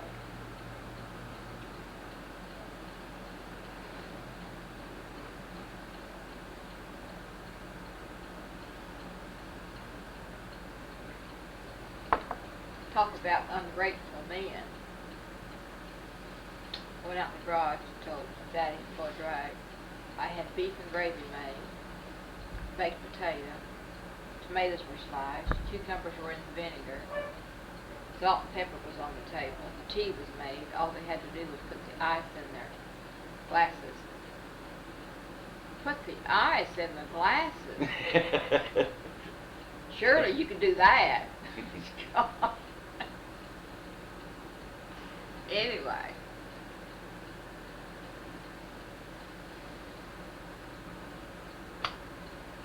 Maybe they can feed themselves. I told Colby I'd take him to the store when I got back. Same as, you know. The man had a team horse, had a wagon with a wooden tank on it, all around, and everybody had rain barrels, big wooden barrels set inside their house. He'd fill that water so much a barrel. Where's Cottonwood Springs at? Right up the street from where Cessnick lives, right up in the street, and where the cottonwood trees. On Marguerite? Yeah, right off Marguerite. Marguerite. I didn't know that. So there's a spring up there? Yeah, I'd rather still water in or not. Then he'd haul that tank wagon full of it, and then breaking hoppers. They had some old chain drive trucks with tanks on it. They started hauling water. What was the guy's name that hauled water from Cottonwood Springs? What was his name? Well, both of them hauled water, but Frankenhopper did too. Can't think of the old man's name. He lived over on Busey. And he hauled it in a wagon? Yeah, a wagon with a big wooden tank on it. He'd go around, door to door, and he had rain barrels and big rain barrels sitting outside the house, and they sold so much a barrel. And the rain barrel got wiggle worms in it, you know, strain it for you. Was that their cooking water? That was everything. Oh. Good meat. No, drink. Drink. No, I didn't. That must have been before they got the hydrants. Yeah, before they even had any water. Yeah. Was there any city wells here when you first came here? No, there's none of that. Oh, some people had wells, but, you know, no public well, you know, that you go to and get water. Everybody bought water off that old man on one had their own well.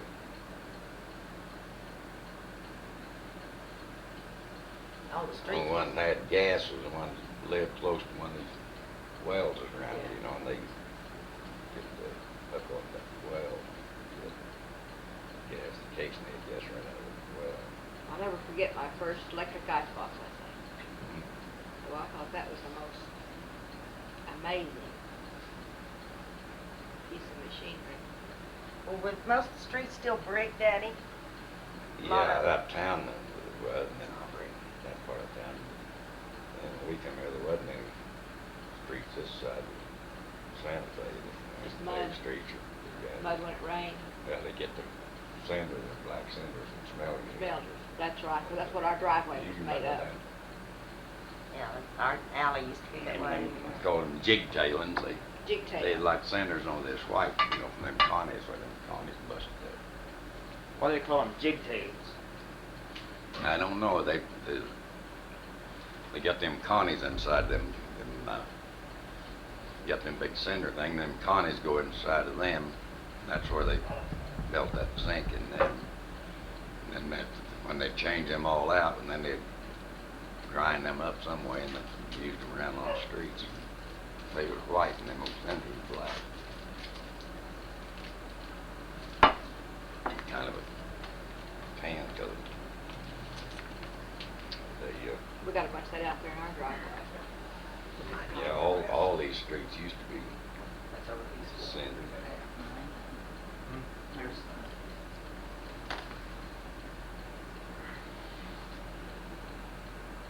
Well, I remember our driveway had cinders. They were rough, but our feet were tough. Yeah, if it were real muddy, they'd take them over retorts and bust them up, you know, and put in there first, and then put the cinders on Yeah. top, then the cinders Thank you. kind of granulated. Yeah. Took them forever though to pave Virginia, didn't it? Yeah. Pop always said the reason they didn't do anything to that part of Virginia, the state said this, the state said the city owned it, and the city said the state owned it. Yeah. Well, our street wasn't paved or anything, and then finally, the people on our side paid the money and paved one side of it. But then the other side was, you know, just gravel first. They're on Marguerite? Cinders. Oh, No, really? they're on Fedor. Oh, It's on Theodore. Fedor, uh-huh. Oh, Well, I think over in Marguerite, that was centered too, wasn't it? Or Yeah. It ain't paved now. It's still not paved, huh? Well, 14th Blacktop, Street they put was, some blacktop on it. wasn't it cinders at one time? 14th Street? Yeah. Just a street of cinders? Yeah. But it was, I can remember Papa taking his kids to school and the weather was bad, we'd have to go around Virginia because it'd be so muddy. We couldn't get through there. Yeah. He'd always turn there at 11th Street and go east up to Armstrong. No, go straight ahead to Horse Man. That's where we went to school, over the viaduct. Well, you both went to Horseman then. You both That's went where to Daddy Horseman. went to school, Yeah. Yeah. First Man. See, we were West Siders. And we either went to Lincoln, Washington, or Horse Man. And when any trouble was done in town, we all got blamed for it. Yeah. Did you two have any of the same teachers at Horseman? I had Miss Masters. Did you go to Roosevelt School, Raymond? No, she taught there too. Miss Yeah. Master did. Now, Harold went there, Roosevelt, and I believe Tommy, my brother, might have went one year. That's I think right she across was the the only, cemetery. there, right, didn't it? right. And then they had Miss Masters. We always had a little rhyme we said about Miss Masters. I never could understand why Mama would always get mad. But it was old lady Masters fell in the plaster, didn't get out till 10 days after. I didn't see nothing wrong with that. Mama would get so mad when we say That's that. what we had about old lady Hawkins. Oh, I remember her. What'd you say about her? I put on tape. Want me to turn it off? Old lady Yeah. Hawkins messed in her pocket.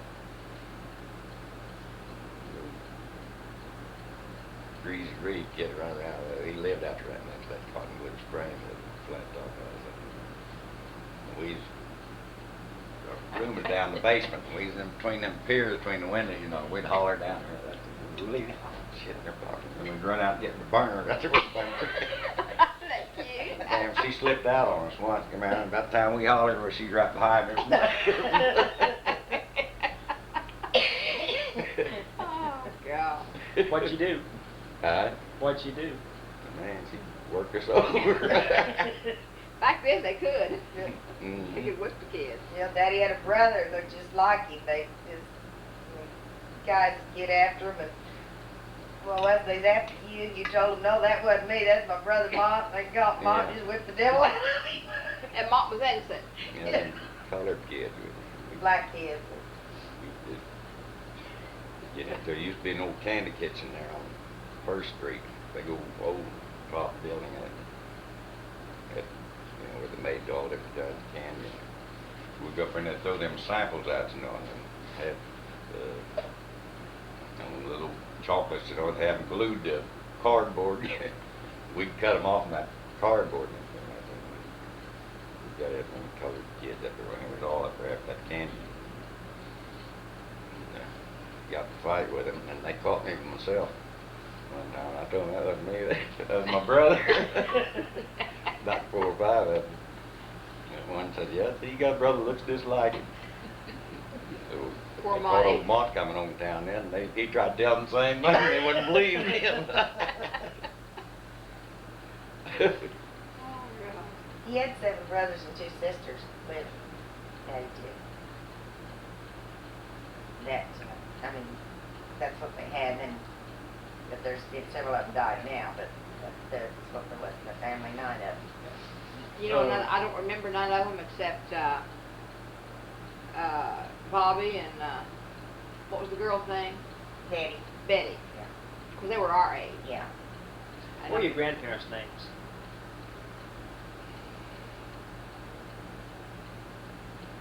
I don't even know that. I never met any of them. They was all dead before I, and Dad never did even mention his folks or anything. They come from Canada or someplace, didn't they, Daddy? There's a guy up here named Towns worked up there in Filton. He's trying to trace back the family tree, you know. He called us to find out. But I tell you, Dad never did talk much about his early life. Did you know He that? said, well, that's trouble, so none of them did this. It's hard to get the information. Mama said that her mom and dad never talked about their family either, but she knows nothing about it. Well, Grandma had a sister or something that come here. She didn't. Outside of Yeah, that. I'd seen her, my mother's brothers and sisters, brother and sister-in-law. They, and family was their sister-in-law, brother. But the old man, I never heard him ever speak anything about him or his folks. I know his mother married him. He had some half-brother named Hartzell. Robert met one of them out in San Francisco or Los Angeles when he's in the Army. That he drove a streetcar there for years and years.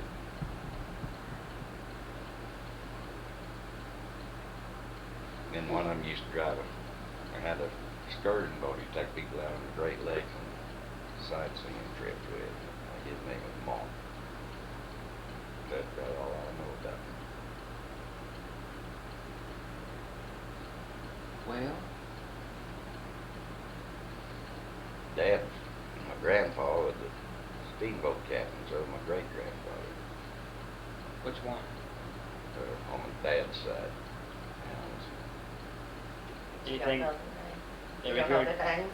Huh? You don't know their names. You mean their first name? I don't know. Just Their dad's grandfather named the town. That's what it was. Dad had a hard time getting his birth certificate because he's born in the Mississippi River on a steamboat, and they didn't know what county he's born in or anything, or even what state. They finally traced it down and found where, after he's born, where they pulled him to have a doctor come and examine, you know, and see if it was all right. And that doctor made out a birth certificate, and Where was it? somewhere in Missouri, I don't know, just what town it was. Any stories about him on the riverboats? Your grandfather? Nah, this guy, towns up here that was trying to track down his family tree, you know. He told us that what he found out that my great-grandmother was a full-blood Haskell Indian, born in a teepee in a Indian village in Canada. And he says my great-granddad was Steamboat Bill, that captain, or kind of legend. I don't know whether that's true or not. That's what he told us. He said he had a brother, Patty Eye, they called Patty Eye, that was also a steamboat captain. He got in a fight in a saloon with another steamboat man. That guy stabbed him in the eye and put his eye out, and he wore patchos, you know, black patchos. Everybody called him Patty Eye. That's, never did find out what his real name was first name. That's supposed to have been my great-granddad's brother, according to him.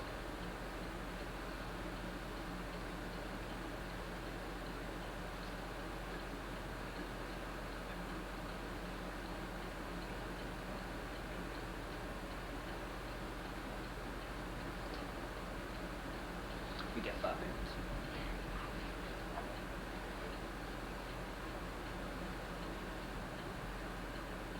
Is Todd still alive? What? Todd? Mm-hmm. Yeah, they sold their place out there in Porterville where they live, and moved into kind of like a condominium, Oh, where they, you know, wow. where they furnish all their yard work and everything. Yeah. in that big- Where do they live? Porterville, California. I can't imagine Todd living in any place but on that farm and that log cabin on Rock Creek. I just can't. And I always thought he was such You a remember big when they man. had that West Side Raggers Club? They all started a club called the West Side Raggers Club. The club lived on 14th Street. And had dances there at his house. There by Frog Holler. Yeah, about this way. I remember when. You know where Bill Sanders lived, Right, right? right. That's the house. that Oh, Bill was it? Sanders.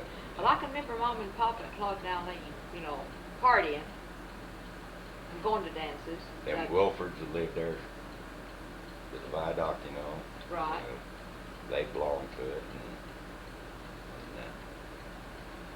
That's what I'm- Well, they had dances back then, though. You just had them at the houses and Yeah, they they just just took moved furniture everything out out. in the yard and had, I can remember Mom and Papa taking everything out of the closet and cleaning the wooden floor. They'd have dances there. yeah. What about Starvation Corner?